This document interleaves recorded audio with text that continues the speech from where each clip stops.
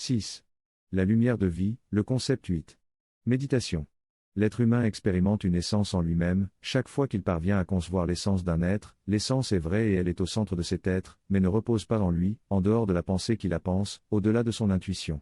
C'est au-delà est interne à la pensée, c'est la vie de la lumière, que la concentration a la tâche de retrouver. Celui qui pense l'essence d'une chose comme fondement de celle-ci peut découvrir que ce fondement surgit de manière intuitive en lui, au moyen de la pensée, comme une essence pensée, c'est en lui le moment de l'identité, ou de la synthèse, qui échappe à la conscience dialectique. Il la pense dans la chose, appartenant à elle, mais parce qu'elle émerge dans son âme comme un contenu objectif. Certes, ce contenu objectif n'est pas conscient, à chaque fois il devient une abstraction dans la conscience dialectique. La tâche de la concentration est de lui restituer du caractère concret. L'homme est le porteur du contenu intérieur dont les êtres ont été privés. L'ascèse de la pensée fournit un moyen de contempler l'essence, comme pensée vivante, qui n'a pas besoin d'être pensée pour se révéler, étant déjà une formation de pensée.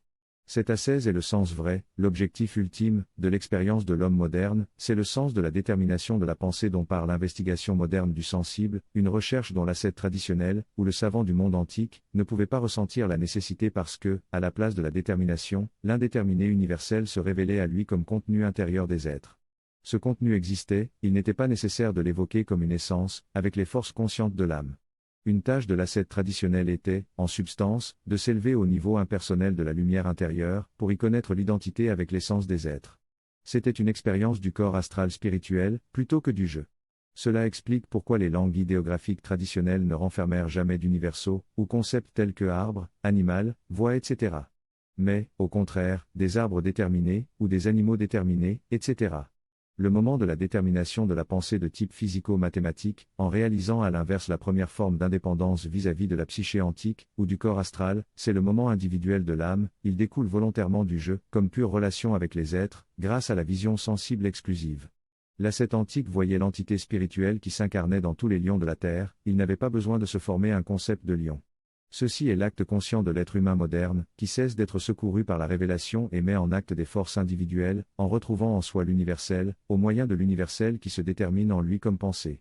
Des forces originaires de pensée, autrefois transcendantes, se sont faites, grâce à la détermination pensante au niveau sensible, individuel, immanente, en se présentant formatrice du concept, qui, dans le moment dialectique de la détermination, est le concept abstrait du lion, mais dans le moment originaire de celle-ci, est l'identité avec l'être qui vit univoque dans tous les lions de la terre. 9. Méditation. Le fait que l'homme moderne ait le concept de lion, signifie substantiellement qu'il réalise en soi le moment d'identité avec l'être suprasensible du lion, moment superconscient, qui échappe à la conscience ordinaire, mais qu'il peut expérimenter au moyen de la vivification du concept. Le concept vivifié par la concentration, donne l'identité intuitive avec l'être extrasensible d'une espèce ou d'un genre du règne animal ou végétal, non pas la perception de cet être, qui est une conquête ultérieure de l'ascèse. Le pur mouvement intuitif du concept n'est pas conscient parce que prédialectique, c'est le mouvement du jeu indépendant du corps astral, provoqué par l'acte conscient sur le plan dialectique. En effet, au niveau du corps astral se développe la pensée analytique ordinaire, avec la série de ses représentations et avec sa tendance à réduire les concepts à sa propre limite, le niveau desquels est à l'inverse celui du jeu, indépendant du corps astral. Il s'agit de l'indépendance du principe conscient.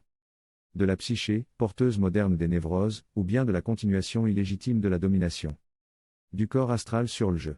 On comprend la situation réelle de l'homme moderne si l'on tient compte que le mouvement intuitif du concept est le vrai présupposé de toute connaissance dans laquelle se réalise l'identité, le dépassement initial de la dualité. C'est le présupposé des sciences mathématiques et physiques, pour autant qu'elles soient réelles et non rhétoriques, comme elles sont en train de le devenir, c'est le présupposé opérant chez l'homme logiquement dialectique, mais ignoré à lui. L'expérimentateur doit pouvoir arriver à la perception d'une séparation nette entre la domination de la pensée vivante dans laquelle opère le jeu, et celle de la pensée dialectique appartenant au corps astral, c'est comme distinguer un corps réel de son ombre. La différence entre le moment prédialectique et le moment dialectique consiste dans le fait que le premier est pénétré de vie, le second est privé de vie, il est mort. Dans le moment prédialectique, le pensée, qui est beaucoup plus que la pensée ordinaire, saisit l'élément vivant des êtres, dans la projection dialectique, il perd un tel élément, dont il ne lui reste que le reflet. Mais avec cela, il perd la réalité du réel, le matérialisme lui est inévitable, sa détermination conceptuelle est abstraite, il saisit seulement le calculable, à savoir l'irréel, ce qui de la réalité est l'apparition morte. Le sens ultime de l'expérience occidentale du concept, cependant, comme une expérience du jeu Dans le corps astral et indépendante de celui-ci, c'est l'ascèse de la pensée, capable de mener à la perception du moment vivant du jeu dans le concept, qui est sa vérité et sa réalité, échappant à la conscience dialectique, qui est simple conscience du corps astral. La discipline de la concentration fournit un moyen d'expérimenter ce moment vivant de la pensée, non rattaché à aucune catégorie de la nature physique ou psychique, étant la source même de cette dernière. Ce moment vivant renferme en soi le pouvoir de dépasser l'altérité, pouvoir de solution des problèmes humains, impénétrable à la cadavérique pensée dialectique. En expérimentant le moment dynamique du concept, l'ascète dépasse l'altérité, parce qu'en se dépersonnalisant il transfère dans le jeu le centre de la conscience, en réalité, il transfère le sens de soit de l'astral au jeu, qui n'a pas besoin de se ressentir lui-même pour être. En surmontant l'altérité, il est libre. Chez l'homme moderne le corps astral est normalement libre, et non pas le porteur de la liberté. Qui est le jeu? La fausse liberté du corps astral est celle à laquelle l'homme soumet régulièrement le jeu, parce qu'effectivement il se ressent lui-même par l'astral, il se ressent dans l'astral, dans la psyché, et non pas dans le sujet d'un tel ressentir, à savoir non pas dans le jeu indépendant de la psyché.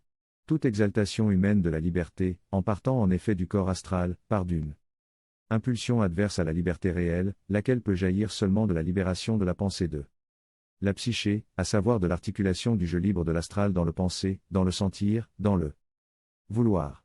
L'expérience occidentale du concept n'a été que le premier mouvement d'une restitution de la centralité du jeu par rapport au corps astral.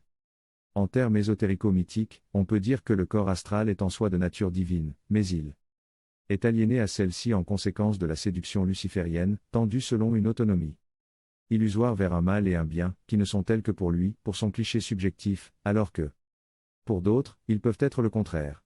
L'astral se défend, s'exalte, se déprime et se laisse abattre, parce qu'il ne se meut pas selon le jeu, mais selon un contenu jamais vrai, parce que réfléchi, la duperie de Lucifer. En dominant l'astral, Lucifer implique le jeu, qui croit être le sujet. Sans l'être en réalité jamais, car il s'identifie à l'astral et dans celui-ci il est bien libre, mais selon l'impulsion de Lucifer. Lucifer put pénétrer dans le corps astral humain dans une époque lunaire, à savoir dans une époque dans laquelle le jeu, depuis son propre domaine solaire, ne pouvait pas être touché par une telle pénétration, car au contraire il la dominait, le péché, la chute, consista dans le fait qu'à un moment déterminé, le jeu accéda au corps astral, il s'identifia avec lui. Cela rendit nécessaire de la part des puissances célestes, l'expulsion de l'homme dans l'incarnation terrestre, laquelle, avec ses lois physiques, neutralisa une autonomie pour laquelle l'être humain n'était pas encore mûr. Lucifer put agir sur le jeu par le corps astral, le jeu accéda au corps astral et acquit, au moyen de celui-ci, la conscience de soi. Cela eut pour conséquence que le jeu commença à s'assujettir à la corporéité à cause de la convoitise nécessairement animale. La séduction luciférienne toutefois impliqua dans l'astral une partie du jeu, non pas tout le jeu. La partie supérieure resta intacte. Et depuis lors, pour la sagesse des mystères, son symbole est l'arbre de la vie. Selon une telle vision de l'histoire primordiale de l'être humain, lorsque se produisit la chute, le monde spirituel vint d'abord au secours de l'homme, en envoyant sur la terre des dieux, anges, archanges, principautés, lesquels, sous forme humaine et en tant que maîtres occultes de communautés initiatiques, agirent à limiter la domination de Lucifer. Mais cette aide se révéla insuffisante avec le temps, tandis que l'être humain se rendant de plus en plus terrestre par un effet ultime de l'action de Lucifer, s'en alla progressivement vers la réclusion complète dans le règne de la matière, à savoir qu'il entra dans le domaine de l'autre adversaire Ahriman, jusqu'à avoir besoin d'une science exclusive du monde physique. Depuis lors, seule l'action du logo solaire dans l'intériorité humaine peut faire de l'impulsion individuelle de la liberté le véhicule humain de la force originaire. Le jeu supérieur lui-même, à savoir le jeu connecté avec l'arbre de vie est appelé à agir chez l'être humain, par sa grâce, le jeu peut se libérer de l'astral et faire de la liberté, qui s'est préalablement développée en lui en tant qu'impulsion de Lucifer, le véhicule de la libération. La domination de la dialectique de quelque type qu'elle soit représente l'ultime tentative de Lucifer et Ahriman d'empêcher que le jeu de l'être humain se retrouve lui-même en deçà de l'astral dominé par eux. Une telle découverte est possible grâce à la libération de la pensée. La dialectique peut fournir toutes les fictions du spirituel, y compris celle-là de la libération. L'antique science du sacré ne possédait pas la clé de la libération du jeu du monde astral dans la corporéité, mais seulement celle du détachement de celui-ci et celle de l'extase. Pour l'expérience terrestre, une telle science ne possédait que la clé de la loi qui gouvernait, grâce à une conformité à des conditions rituelles déterminées, les impulsions destructrices du corps astral. L'élément luciférien était induit à fonctionner selon l'esprit, non pas en vertu du jeu libre, mais plutôt grâce à une autorité supérieure à celle du jeu. De la remise en vigueur de l'ascèse propre à une telle science antique, Lucifer a aujourd'hui besoin, pour empêcher que ce soit l'être humain, en tant que jeu libre, à racheter l'astral, l'être humain le peut grâce au pouvoir conscient de lumière, surgissant dans le concept, à savoir grâce à la restitution de l'arbre de la vie, selon la science des nouveaux mystères. Celle-ci seulement peut justifier la connexion à l'antique